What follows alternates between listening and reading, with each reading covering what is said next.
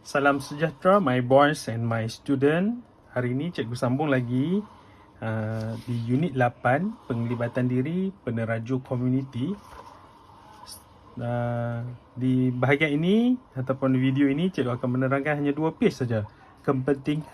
Kepentingan melaksanakan program komuniti dan implikasi kurang pelibatan dalam program komuniti. Nampak simple tapi penerangan dia panjang. Mengapa pentingnya, seperti yang cikgu telah explain dalam video sebelum ni, kepentingan kita melibatkan diri dalam program komuniti. Ini antara 6 kepentingan utama, iaitu memupuk semangat patriotik dalam perpaduan dalam masyarakat, penglibatan masyarakat tanpa mengira kaum. Sebenarnya bila berlaku apa-apa di Malaysia ni, kalau you boleh bayangkan, you berada di jalan raya, tiba-tiba berlaku satu kemalangan. Daripada pengalaman saya di Malaysia, saya dah round hampir semua tempat di Malaysia ni, daripada utara, selatan, Sabah, Sarawak. Cikgu dapati bila berlaku sesuatu, kita tidak lagi mengira kaum dah nak tolong seseorang dalam kecemasan. Semuanya akan cuba membantu sedaya mungkin. Kalau tak percaya, tengoklah dalam video-video dalam YouTube. Terlalu banyak orang yang menolong tak kala berlaku sesuatu yang kecemasan tanpa mengira kaum. So, kelebihan ataupun kepentingan melaksanakan program sukarelawan kepada komuniti ialah memupuk semangat perpaduan dalam masyarakat Malaysia. So, bila ini terjadi, jadilah yang nombor 2, membina jalinan kerjasama yang berterusan, mewujudkan semangat kekitaan dan kerja berpasukan. So, bila semua orang bergabung ataupun bekerjasama dalam menyelesaikan sesuatu aktiviti secara sukarela, so berlakulah jalinan kerjasama yang berterusan. Seterusnya adalah mampu menangani cabaran dalam negara, menyumbang kepada pembangunan negara. Menghargai harta benda, ruang dan fasiliti yang dikongsi bersama, pengurangan gejala sosial seperti vandalism. Of course, bila banyak orang buat aktiviti sukarelawan, gejala vandalism akan menurun, sebab kita menunjukkan contoh yang baik kepada masyarakat, terutamanya kepada remaja. Cikgu bersyukur sebab cikgu dapati di tempat kita di Taiping ni, walaupun nak kata vandalism tu tiada, mustahil, tapi semakin berkurangan kalau compare dengan 10, 20, 30 tahun yang lepas. Vandalism lebih teruk daripada sekarang. So, kita mengharapkan lagi 10, 20, 30 tahun keadaan itu boleh jadi sifar vandalism. Saya yakin dan saya percaya kita akan sampai ke tahap tu suatu masa nanti. Menjadi inspirasi kepada orang ramai untuk melibatkan diri dalam program community. Of course, bila ramai orang, semacam contoh yang cikgu beri sebelum ni, Uncle Kentang, bila dia melibatkan diri dalam aktiviti community, so makin ramai orang akan inspired by him. So, apa akan jadi? Menggalakkan komuniti supaya lebih bertanggungjawab dalam melaksanakan sesuatu program. So, program komuniti dapat dilaksanakan dengan jayanya. So, cikgu nak kembali ambil kata-kata daripada seorang yang boleh kita hormati, yang kita ambil iktibar daripada dia, iaitu Uncle Kentang, tentang kisah inspirasi. Nama penuh dia ialah Kuan Chi Heng. So, kita dengar apa yang dia nak beri pesanan tentang aktiviti yang dia telah buat kepada komuniti.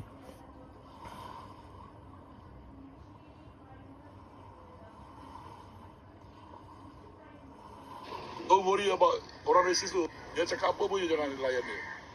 You dengan you. That's why kalau you tak jangkit dengan Tuhan, you akan jadi resis. Bila cakap Tuhan, Tuhan kata apa? Kita lahir daripada Nabi dan Adam. Daripada Nabi dan Adam, jadi kita satu moyang lah.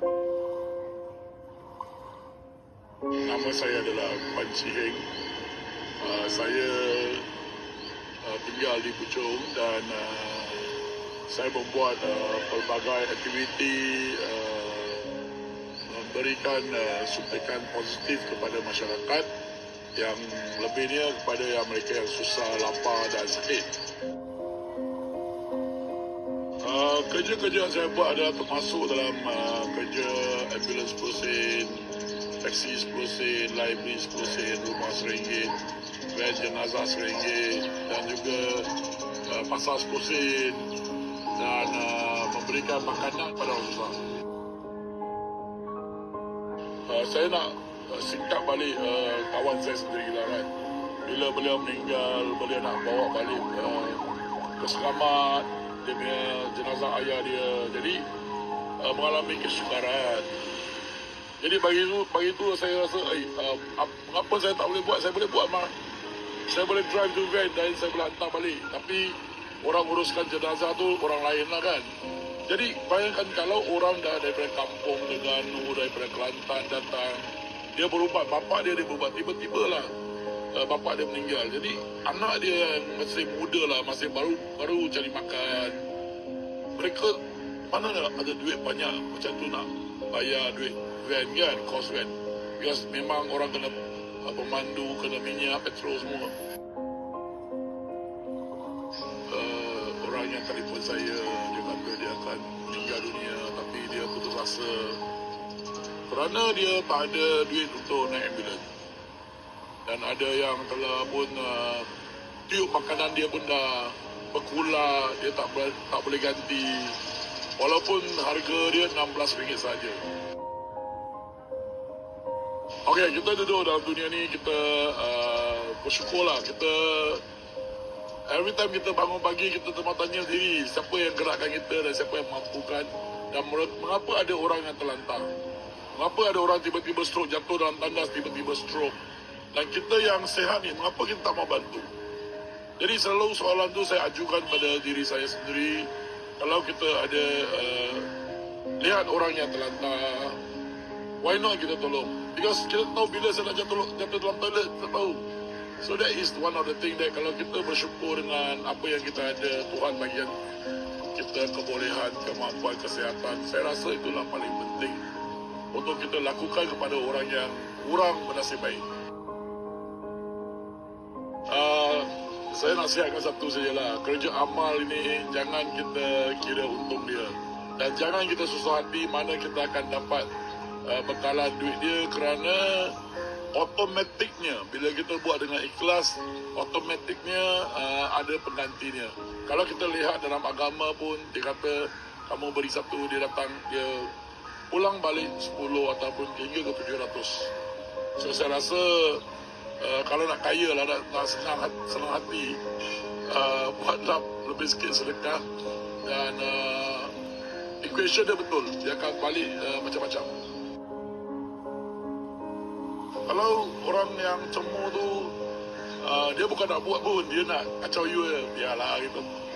Relax lah, relax. Kalau kita dah fokus, saya rasa kita tak perlu bimbang apa yang orang cakap.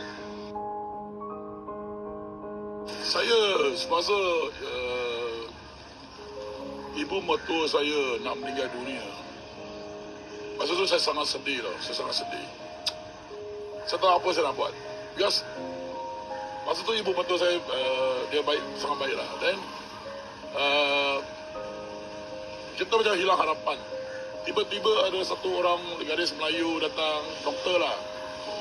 Dia bagi photostat kertas tau. Dalam tu ada surah Al-Quran. Dalam tu dia bagi. Dia bagi ada dua terjemah dua bahasa, Inggeris dan bahasa Malaysia. And dia bagi pada saya, dia suruh saya baca.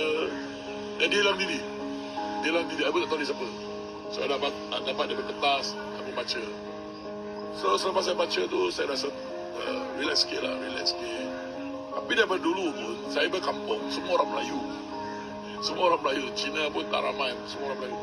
So So daripada awal-awal pun saya dah terbuka dengan orang kata adalah cikgu-cikgu Melayu saya, cikgu-cikgu orang tua-tua, kan, sifu-sifu banyak bagi ayat-ayat untuk saya membawa diri.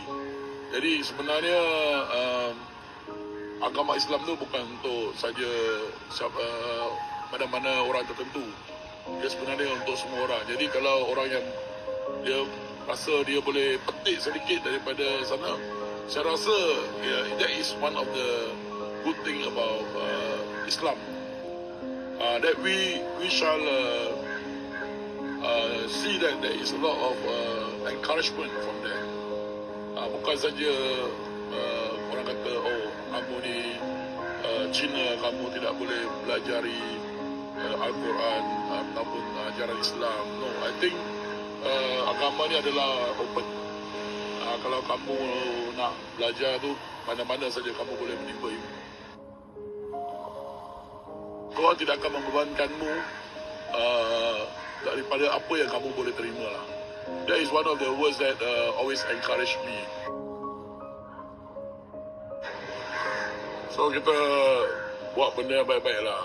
Because hidup sekejap je kan. Hidup tumpang dalam dunia ni apa kita nak terror sangat. That's why I want your young people to come together. Dia cakap apa pun you jangan layan dia. You dengan you. That's why kalau you tak jangkit dengan Tuhan, you akan jadi racist. Bila jangkit Tuhan, Tuhan kata apa? Kita lahir daripada Nabi dan Adam. Daripada Nabi dan Adam, kita satu moyang lah. Okey, setakat tu cikgu nak tunjuk video tentang Uncle Kentang. So, satu benda yang cikgu sangat tertarik apa yang dia quote ialah, kalau you tak percaya Tuhan, you akan jadi racist. Ya, betul. Sebab apa yang dicakap oleh Uncle Kentang tu memang betul. Bila kita tak percaya Tuhan, kita tak percaya tentang takdir ataupun baik yang akan, balasan yang kita akan dapat walaupun kita telah melakukan sesuatu kebaikan. Okey, seperti yang Uncle Kentang bagi tahu tadi, you buat baik, baik akan datang balik pada you. So, apa kesan sekiranya kita kurang penglibatan dalam program komuniti? Ini kita harap tak berlaku lah. Okey, apa yang pertama sekali, orang yang memerlukan bantuan tak ada pembelaan. So, tak ada siapa nak tolong. Banyak generasi baru atau remaja akan terjebak dalam tingkah laku anti-sosial. Tak suka tolong orang, tak suka memelihara alam, tak suka tengok benda jadi cantik. So, anti-sosial. Manusia lebih bersikap individualistik, tidak suka menolong orang lain, hanya berkepentingan sendiri sahaja. Hubungan antara masyarakat pelbagai kaum akan semakin renggang. Of course, ini akan terjadi. Jurang sosial semakin meluas. Orang kaya, orang senang semakin senang, orang susah semakin merempat. Kelestarian alam sekitar akan terabai. Sebab apa? Tak ada siapa nak jaga alam sekitar. Seterusnya, beban kerajaan dalam pembangunan komuniti bertambah. Sebab kerajaan kena tampung semua kekurangan yang berlaku di negara kita. Sikap prihatin dan timbang rasa dalam kalangan masyarakat berkurangan. So, apa yang penting dalam bila kurangnya penglibatan dalam program komuniti atau program kesukarelawanan, benda yang terjadi ialah kurang kasih sayang. There's no more love between human among us. So, kita nak prevent benda ni daripada berlaku. So, nasihat saya juga kepada anak murid sekalian, you tak perlu tunggu you jadi kaya raya baru you boleh melibatkan diri dalam kepada masyarakat. You boleh mula memberi pada masyarakat atau menyumbang kepada orang sekeliling dengan you melaksanakan ini dalam page 108.